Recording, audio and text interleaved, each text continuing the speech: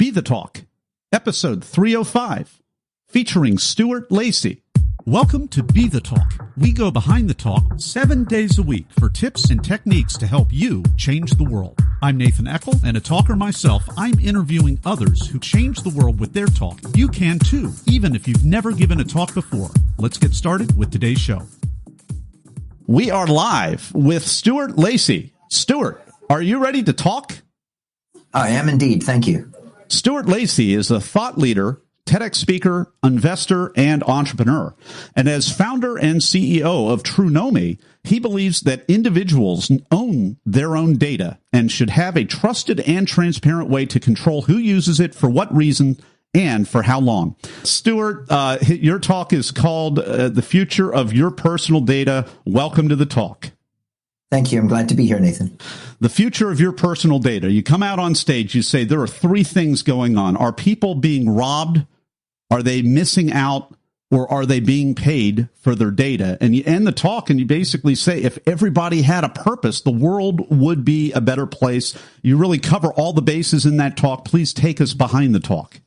Oh, thank you for that. And I must say, it's a very personal experience for me. I'm a repeat startup founder. Usually they've always been ideas that were of some commercial value, but this was something that just came as a complete mission value basis. And 6 years ago, I was actually at my dining room table with my niece. And if you recall those days, she's 15 at the time. She's taking pictures, posting them on Slack and Snapchat and Facebook. And she's saying, "Don't worry, Uncle Stuart, although they're pictures of your kids, Snapchat deletes everything." And, I looked at her and I said, there's no way that a commercial system and company like Snapchat is going to do that. You really should know who's using your data. And obviously, we found out later on that Snapchat wasn't deleting them. And now more recently, people like Facebook have been caught up in it. And so it was quite amazing 6 years ago when I had this idea that you actually own your data. It's probably the largest asset class on the planet.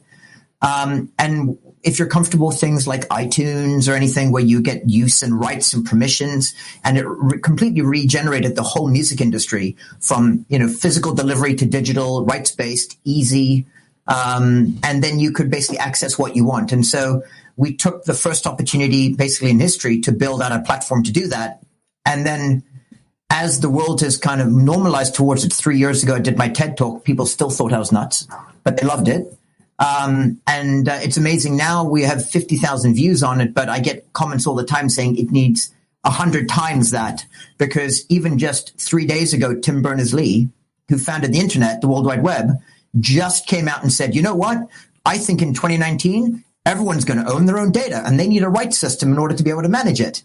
And so it's nice to be validated, but we were definitely very, very early. What an endorsement. I mean, not necessarily specifically of Trunomi yet, but just the entire validation of your business concept and where we're at. And that's amazing to me that 3 years ago, people were kind of looking at you funny still, because this really isn't a new issue. It has been really from maybe not from the very beginning, but it's been around for a while, ever since social started, and we're volunteering all kinds of personal, intimate details of our life under the guise of thinking that these platforms are trying to help us connect with one another.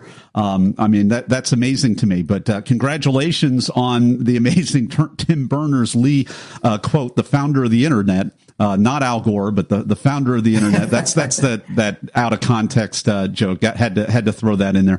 What does that do for someone like you? I mean, you've founded multiple companies, but what happens when the inventor of an entire technology basically validates the concept that you've been putting your heart and soul in for a while?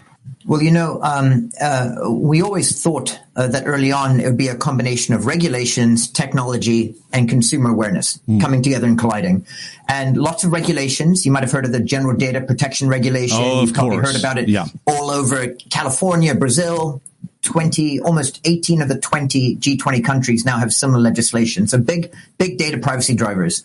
Then you've got technology, as you mentioned, companies that have built entire empires off of your data. The Facebooks, the Googles, the Apples, etc., who literally have offered free stuff to you, Gmail or whatever it might be, in return for what you thought was a free ride, but it wasn't. Your data was actually how you were paying for it. And then what's happened on top of that have been systemic failures. People getting hacked and breached, centralized systems, Experian being a good example. And everyone throws their hands up. And in front of the Senate Ways and Means Committee, they say, what were you thinking with your customers' data? And the CEO goes, well, it's our data. And they go, no, it's your customers' data. But can you imagine actually in a Senate committee hearing getting it that wrong? And then you've got Cambridge Analytica and Facebook. And so we see these big step-ups continually where the public is getting more and more upset, more and more worried. And then suddenly people that have a pretty big brand, Tim being one, can now back a horse like this, and then they can explode the value. Fortunately, we're 6 years into our build, our development, we're robust. And so we're now in a very attractive position to actually be able to significantly help. And so it's a really exciting time. Well, congratulations, Stuart. And I'm going to back up because a couple of references there. I want to unpack this for Talk Universe. So sure. Cambridge Analytica, that was the whole thing about the Trump election and the fake Facebook ads that we have all kinds of riots and protests and all kinds of drama over here stateside. So that was the most recent. And then before that, Experian, you should know, and a lot of people don't know this. I was a loan officer for a few years, so I know about this because I'm pulling credit reports for people that want to buy a home. And Experian is one of the 3 credit reports. And this is a CEO of a credit report company, probably the premier one, who gives such a bonehead answer as, it's our data, it belongs to us. No, it's not. These are all the loans that all of us take out. These are all the loans that we're repaying. This is our personal financial data, and we're not even getting into personal medical data or any of that kind of stuff. And that's a huge, I mean, I've interviewed other people that talk about, as important as our financial data and our personal social media data is, the black market for medical data is like 10 or 20 times the value, or maybe 5 times the value of these other things, because it's so intimate and private and life-threatening and everything else. So your thoughts on that? Well, definitely, you own your healthcare data. It's quite obvious, right? But there's things like you own your identity. If you think about the fact that it used to be you had to go to a country to say you are Nathan. But you've got refugees, you've got people that live off the grid, you've got people in countries that don't have access to the financial system. And Trunomi, as a company that deeply believes in the ethos and the values, actually looks at this as self-sovereignty. And actually the United Nations has followed track with ID 2020, which says that your identity is now a sovereign right. A fundamental human right. And so if you think about, you own your identity, you own your location history, you own your credit, you shouldn't go to Experian. You should be able to express your own credit and not have to go to a company that says, every time you ask, we're going to impugn your credit because someone else has asked. And we're going to charge you for that. And by the way, we just got breached and lost all your data. And so we weren't a very good guardian for that. By the way, please pay us again. And if you don't like Experian, you can go to 3 other companies. All 3 of them actually just use Experian. So the system is fundamentally broken. And what we represented and now fundamentally deliver is a whole new way where you've got consumer centricity and complete trust. And that's why the company's called Trunomi, because it's based on trust about knowing me, knowing you. So we're just a very straightforward new way to deliver value. Okay. Yeah. Well, and so I'm wondering if maybe not the technology behind what you're doing, but the almost the idea is almost similar, parallel to like blockchain and Bitcoin. Absolutely. Because you're empowering little guys like me and, Josh and Gary and all of our other guests here to actually have a place to store our own things and a mechanism to eventually directly communicate with these other entities, so that we don't have to go through these unfaithful middlemen organizations. That's correct. And those are big moves towards decentralization and distribution. I wrote an article in Forbes about the 7 Ds of the future, and that was a very big one. And I won't go into the whole blockchain environment, but we know a lot about it. But we do use smart math or cryptography and smart contracts as part of what we do, because it's safe, it's completely secure, but we don't go all the way to some of the more eclectic sides of the protocol. So we deliver something that is very easy to use and enjoyable for someone also to have a touch point with. So just give me final question before we pivot here. But what's this going to look like when you have a build, or is it going to be like kind of almost like a virtual credit report, or is it going to be way more fluid than that? Or so, right now we are live in production with Fortune 500 companies. We're overwhelmed with lots of inbound companies that want to talk to us about, opt-in marketing, data privacy, access rights, permissions, all of that. But where it's going is right now we solve business to business. We sell to large enterprise and companies, and they can all find us at our website. But the next big move is you actually being able to use Trunomi as a direct customer. And so that will be moving from business to business to B2C. And we actually don't call it B2C because it's actually the flip of that. It's me owning my data going out, and that's actually called me to B. So that'll be the new big term coming out.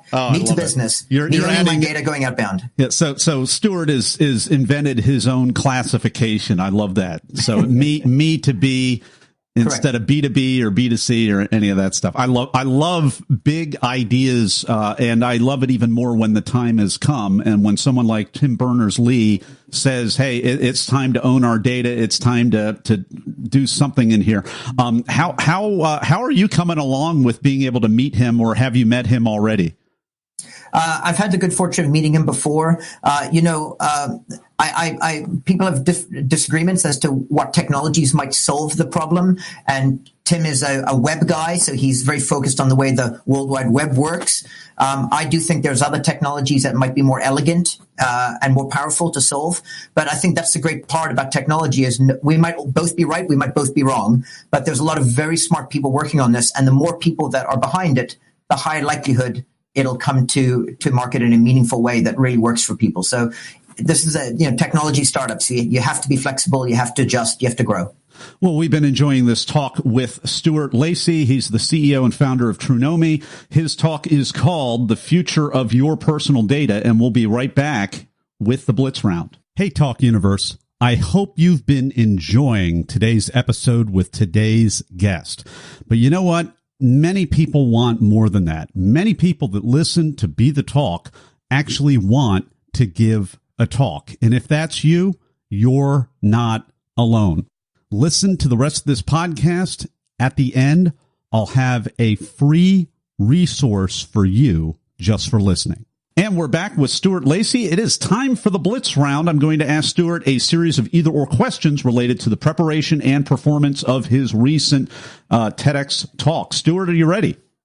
I am indeed. All right. Were you invited to speak, or did you apply? Neither. I pursued it aggressively. Okay.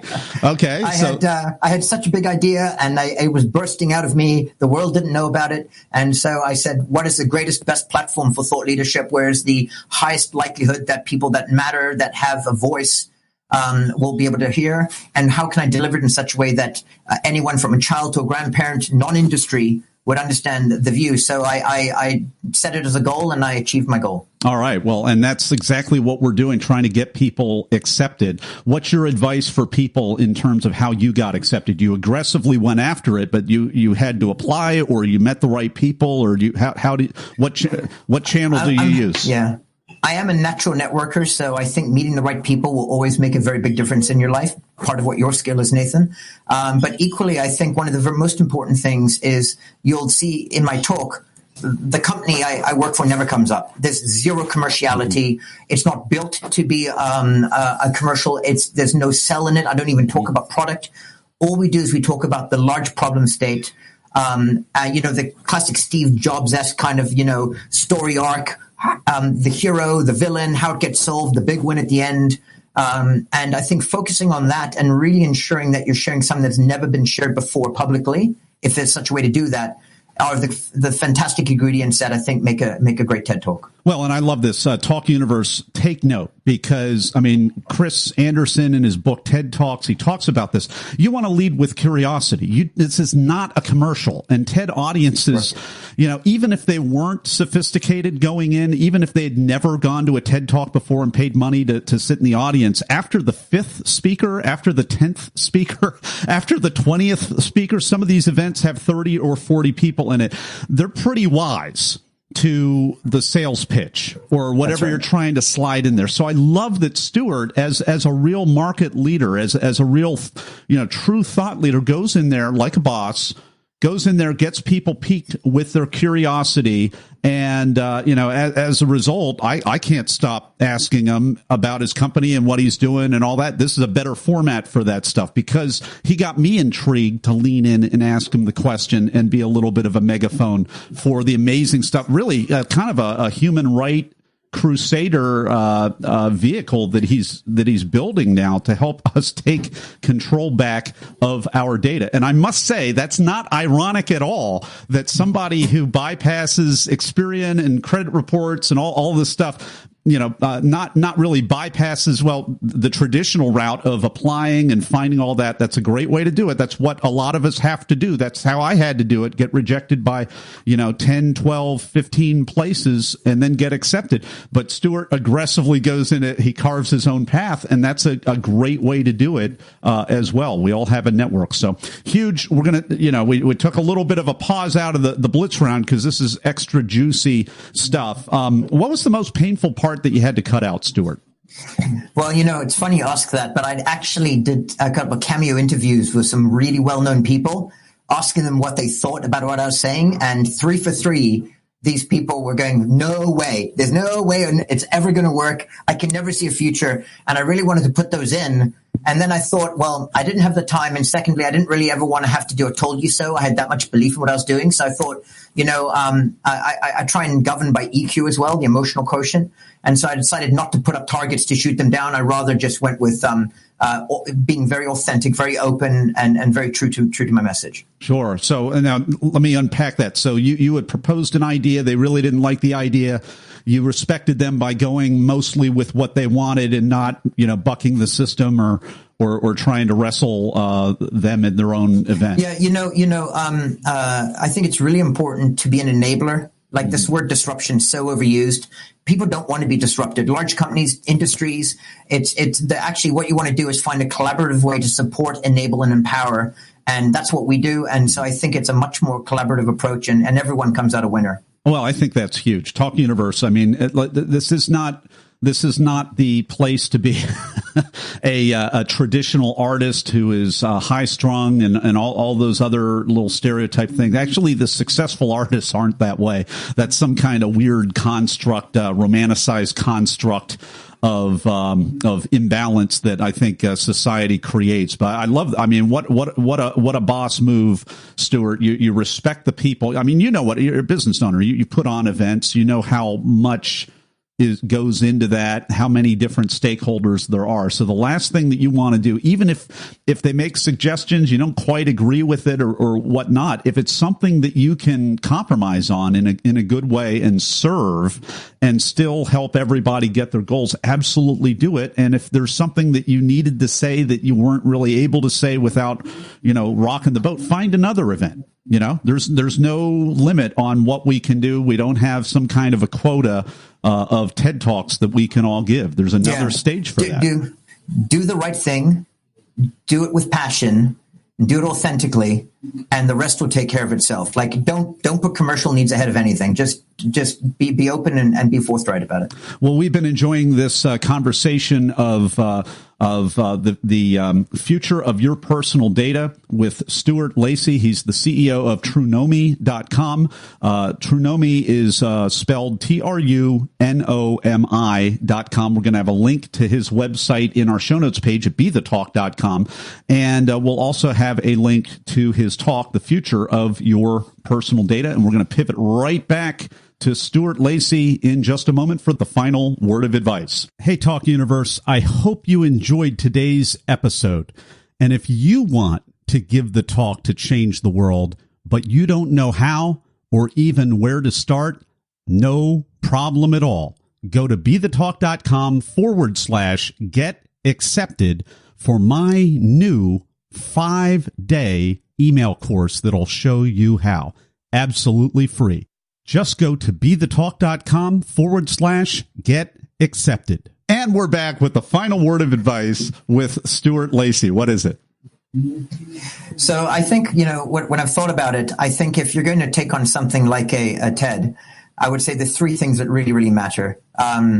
you need to consider you're a storyteller on stage, right? And stories have amazing openings and challenges and white knights and dragons and an outcome. Don't leave them hanging. Do propose a solution. Try and complete the arc. Tell them what you're going to tell them. Tell it to them, and then tell them what you told them is the classic arc. Number 2, be authentic, right? This is something, it's deeply personal to you. It's completely not commercial. Give real value in service of the audience, in service of the speech, of what really matters. And then finally, enjoy it. I've been lucky to speak in front of 20,000 person audiences down to small ones. And it's an amazing platform. And if you enjoy it, and if you get attached to your talk, I think it comes through in a very genuine and affable way. And I think people find humor in it and they find delight in it. And I think that creates a social kind of wave beyond it, which helps progress the message out. So those are my key 3. All right. Well, Stuart Lacey, thanks so much for coming on the talk today and sharing your wisdom with Talk Universe. Thank you for having me. Thanks for listening to Be the Talk. For tips and resources to help you change the world, go to BeTheTalk.com. See you tomorrow.